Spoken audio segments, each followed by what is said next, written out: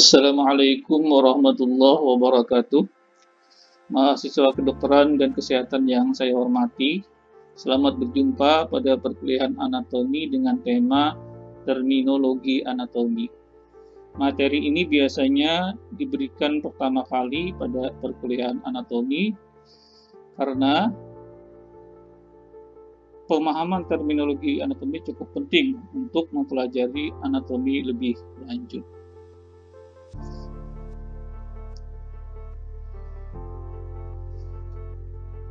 Pada pertemuan ini, kita akan membahas beberapa topik, yaitu definisi anatomi, cabang anatomi, dan ruang lingkupnya.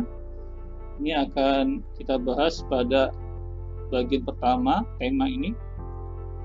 Kemudian posisi anatomi, kata istilah yang berhubungan dengan bidang, garis, arah, dan posisi. Ini akan dibahas pada bagian kedua tema ini. Dan yang terakhir adalah regio atau daerah tubuh manusia, rongga dalam tubuh manusia, dan motus atau gerakan tubuh. Ini akan dibahas pada bagian 3 tema ini. Mahasiswa sekalian, sebenarnya pelajaran anatomi ini bukan pelajaran yang baru, karena sudah diberikan di sekolah lanjutan tingkat pertama dan sekolah lanjutan tingkat atas. Hanya saja pelajaran anatomi pada sekolah menengah tersebut diberikan dalam bentuk bahasa Indonesia. Di perguruan tinggi, terutama di Fakultas Kedokteran, terminologi anatomi itu lebih banyak dibahas dalam bahasa Yunani dan bahasa Latin. Jadi sebagai saran untuk mempermudah belajar anatomi, sebaiknya mahasiswa memiliki kamus Latin.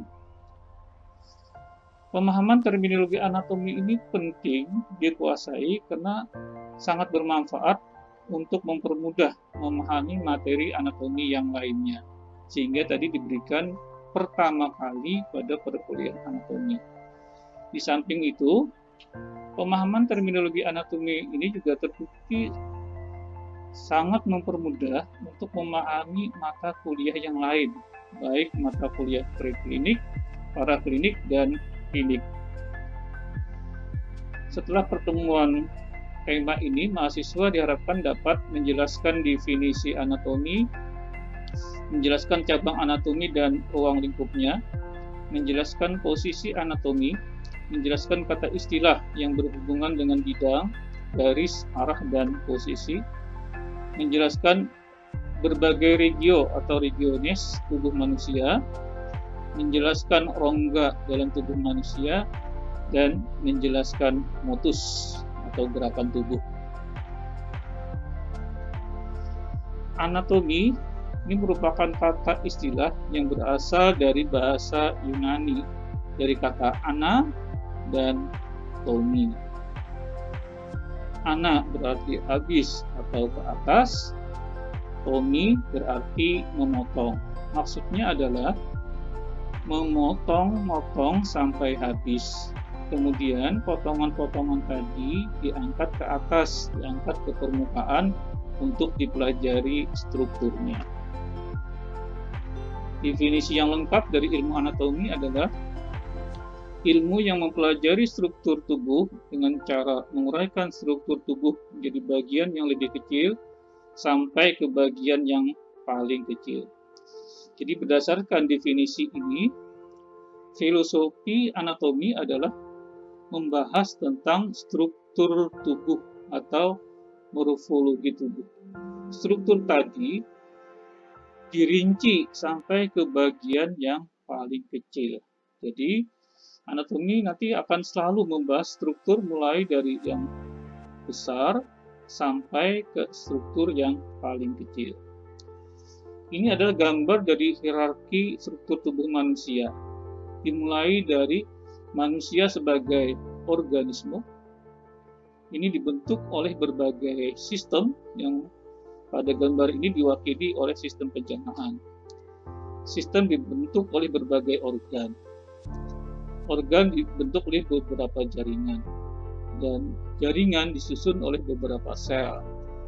Di dalam sitoplasma sel nanti terdapat organel.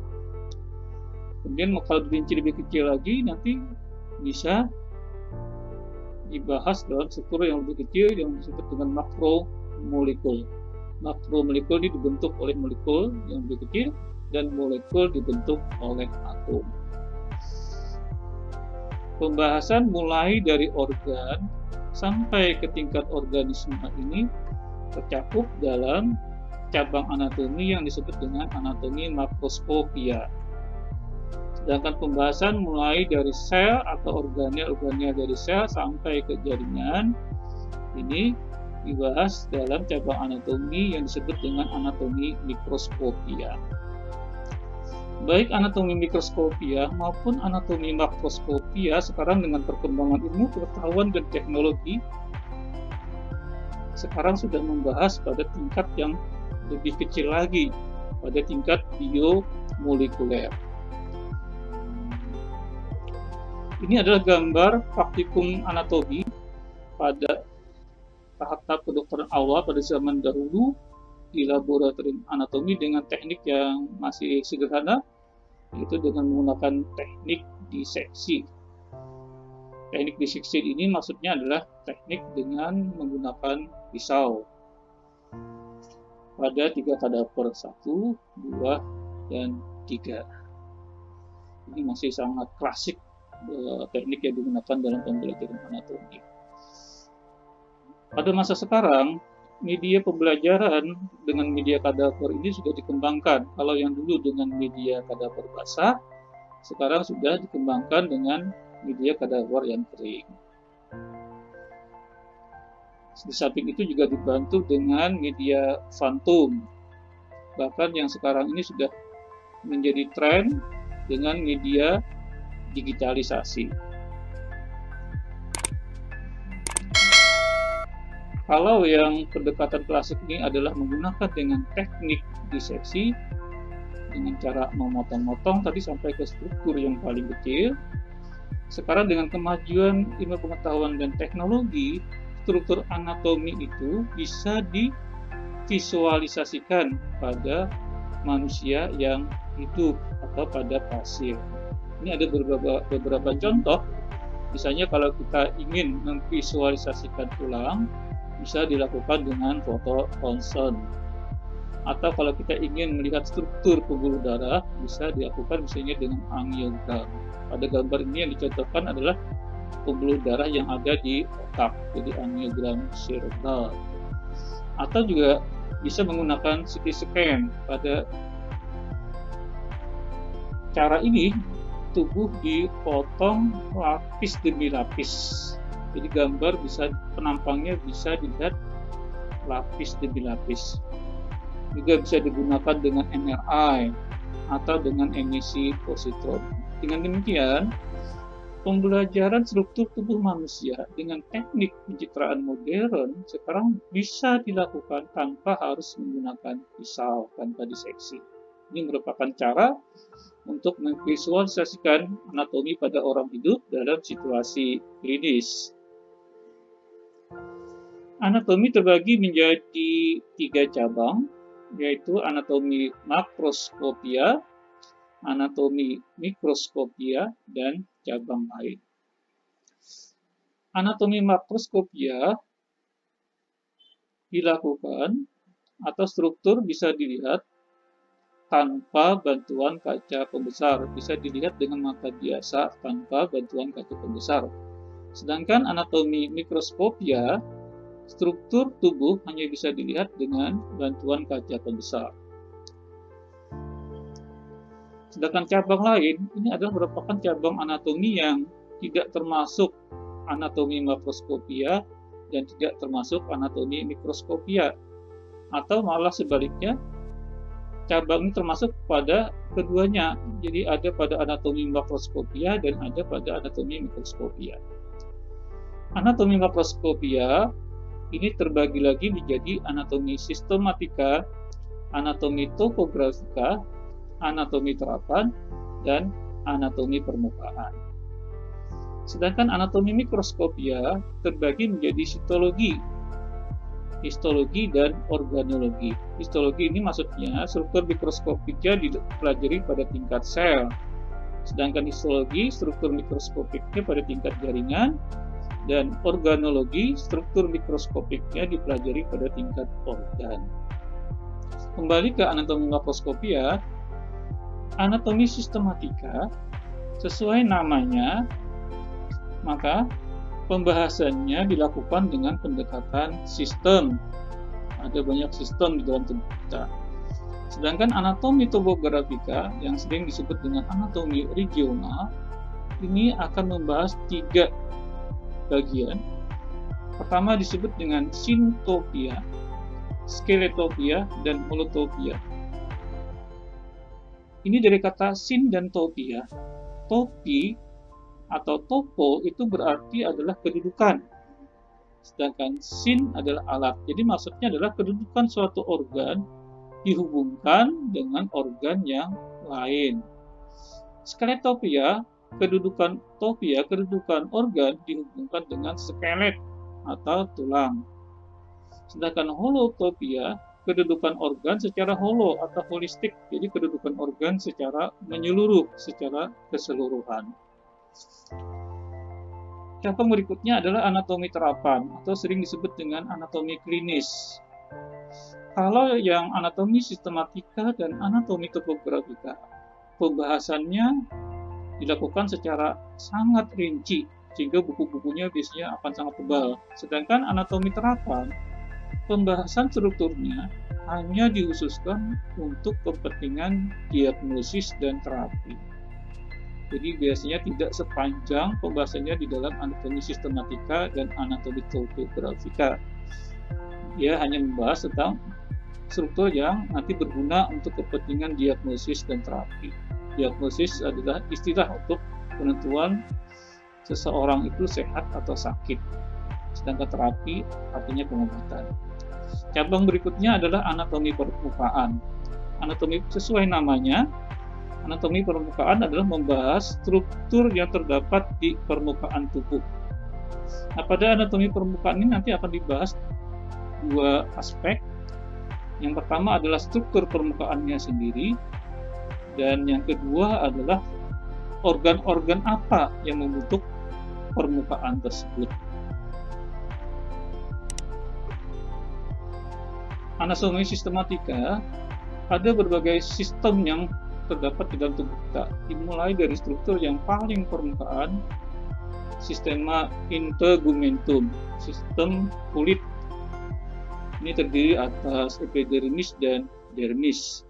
Kulit merupakan organ yang cukup besar dalam tubuh kita. Kemudian sistem berikutnya adalah sistem fascia. Ini kita beri warna kuning karena memang di berbagai buku anatomi, fascia ini sering tidak dikelompokkan sebagai suatu sistem. Padahal hakikatnya fascia itu sebenarnya merupakan suatu sistem yang berkelanjutan. Dimulai dari fascia yang paling permukaan, letaknya di bawah kulit, disebut dengan fascia superficialis. Nah, kalau mahasiswa nanti praktikum anatomi, fascia superficialis ini akan mudah dilihat. Begitu nanti kulit dibuka, akan tampak warna kuning yang dibentuk oleh jaringan lemak. Di disiplin histologi biasanya fascia superficialis ini sering disebut dengan jaringan subkutan.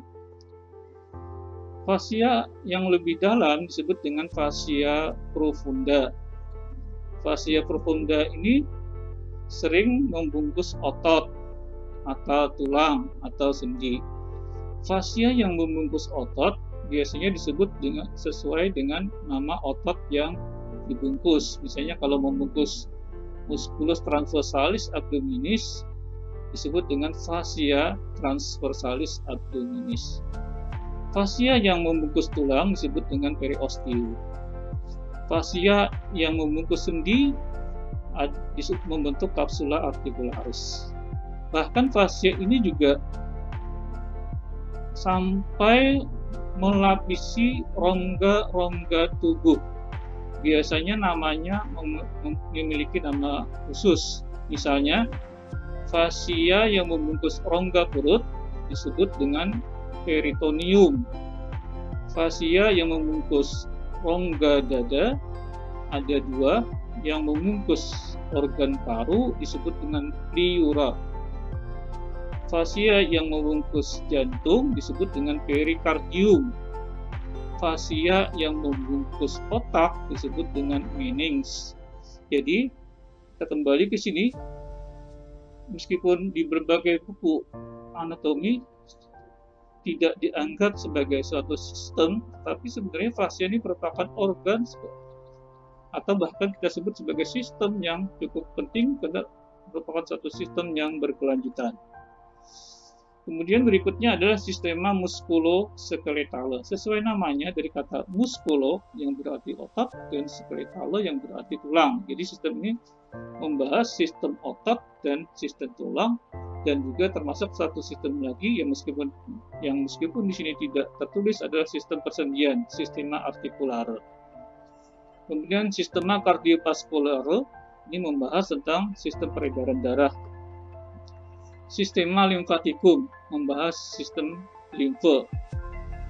Biasanya sistema kardiovaskular dan sistema limfatikum ini akan berhubungan karena cairan limfe dari sistema limfatikum pada akhirnya akan bermuara ke sistema kardiovaskular.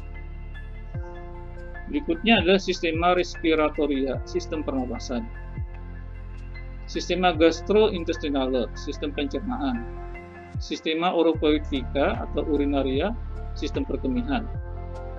Sistema genitalia, sistem alat kelamin, sering disebut dengan sistem reproduksi.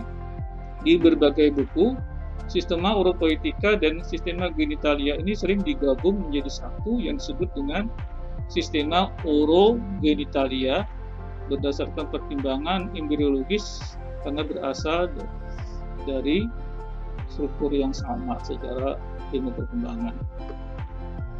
Kemudian sistem endokrin, sistem hormon. Sistem hormon ini juga sekarang ini sudah ditemukan banyak organ-organ baru yang tergolong sebagai organ endokrin. Sebagai contoh, jaringan lemak itu juga termasuk di dalam sistem endokrin. Sistema nervosum, sistem persarafan. Organ sensoris, indera, dan sistem imun ini juga merupakan sistem yang cukup kompleks yang sekarang ini sedang dilakukan penelitian yang cukup advance karena mencakup berbagai sistem, baik itu sistem limfatikum maupun dari sistem-sistem yang lain. Nah, ini contoh dari anatomi topografika. Anatomi tadi yang membahas kedudukan suatu organ. Kita ambil contoh di sini adalah jantung. Kedudukan jantung ini bisa kita tinjau dari 3 sudut, dari sintopia, skeletopia, dan holotopia. Sintopia berarti adalah kedudukan organ terhadap organ yang lain. Misalnya kalau kita membahas kedudukan organ jantung terhadap paru di sini, maka jantung terletak di tengah atau media dari paru kanan dan kiri. Atau kalau misalnya kita hubungkan jantung dengan diafragma di sini, maka jantung terletak di atas atau superior dari diafragma. Itu kalau dibahas berdasarkan sintopia. Kalau kedudukan jantung itu dibahas menurut skeletopia berdasarkan kedudukannya terhadap tulang, maka kita bisa menguraikan struktur anatominya. Jantung misalnya terletak di belakang tulang dada, tepatnya di corpus sterni dan di cartilago costalis 3, 4, 5, dan 6. Itu kalau dibahas berdasarkan skeletopia.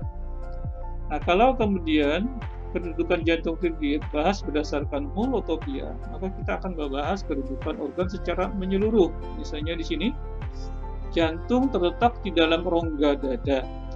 Rongga dadanya ini lebih terletak di bagian bawah, depan, tengah, ke arah kiri dengan sumbunya dari kanan atas belakang ke kiri bawah depan. Itu adalah contoh dari anatomi topografika jantung baik dari sisi sintopia, skeletopia, dan holotopia. Kemudian ini contoh dari anatomi terapan. Anatomi tadi yang pembahasannya untuk kepentingan diagnosis dan terapi. Kita ambil di sini titik McBurney. Cara menentukan titik McBurney ini adalah dengan cara mengambil satu garis saya yang ditarik dari pusat atau umbilikus ke spina iliaca anterior superior kanan atau sias kanan. Nah, garis saya ini kemudian dibagi tiga, yang sepertiga bawah kanan inilah yang nanti menjadi penentuan titik McBurney point. Karena di titik sinilah nanti akan terletak struktur usus appendix vermiformis bayi cacing. Jadi ini untuk kepentingan misalnya adanya keragaman atau inflamasi pada appendix vermiformis. Ini contoh dari anatomi terapan. Ini contoh dari anatomi permukaan. Kita bisa melihat ini struktur permukaan pada regio lengan atas yang di sini disebut dengan regio graphici. Kita bisa melihat tonjolan-tonjolan di sini. Nah, anatomi permukaan tadi tidak hanya sebatas untuk melihat struktur permukaan, tetapi juga nanti dikembangkan lebih lanjut untuk menentukan alat dalam apa yang membentuk struktur di permukaan tadi. Misalnya kayak di sini kita bisa melihat di sini tonjolan di bahu ini misalnya terbentuk karena ada suatu otot yang disebut dengan musculus deltoideus. Atau struktur di sini misalnya ini terbentuk karena memang ada tonjolan dari otot musculus bicep brachii. Atau di sini misalnya ini karena ada otot musculus pectoralis major. Jadi dia fungsinya ganda, di samping mempelajari struktur permukaan sendiri, tapi juga sekaligus untuk menentukan kedudukan alat-alat di dalamnya. Demikian yang bisa kita sampaikan untuk pertemuan terminologi anatomi bagian pertama ini. Adik-adik mahasiswa nanti bisa mempelajari lebih lanjut buku-buku yang relevan dengan tema yang kita sebutkan tadi. Buku utamanya adalah Gray Basic Anatomy. Kemudian ini yang juga kita ambil dari buku kepustakaan ini, dari Terminologia Anatomika edisi kedua. Ini juga cukup bagus untuk dijadikan bahan referensi. Saya kira itu yang bisa kita sampaikan dan mudah-mudahan bermanfaat. Akhir kata kita ucapkan Alhamdulillah. Assalamualaikum warahmatullahi wabarakatuh.